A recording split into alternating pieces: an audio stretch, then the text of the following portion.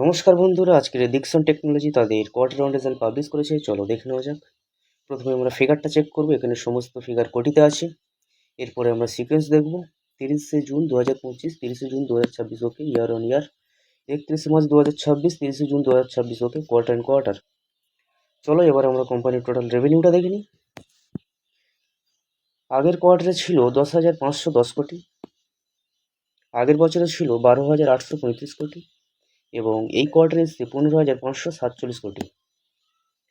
Company এখানে প্রায় বছরের সঙ্গে বছর তুলনা করলে দেখা যাচ্ছে 21 থেকে 22% মতন জাম্প দেখিয়েছে এবং কোয়ার্টার অন কোয়ার্টার দেখলে প্রায় 50%-এর আশপাশে জাম্প দেখিয়েছে। ঠিক আছে, চলো কোম্পানির এক্সপেন্সটা আমরা দেখে নেব।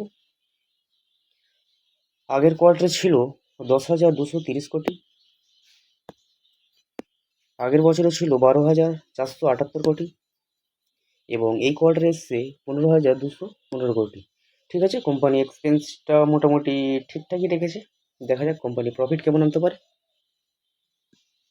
চলো এবার আমরা কোম্পানির প্রফিটটা দেখে নিই। আগের কোয়ার্টারে ছিল 297 কোটি, আগের বছরে ছিল 280 কোটি এবং এই কোয়ার্টারে এসছে 717 কোটি।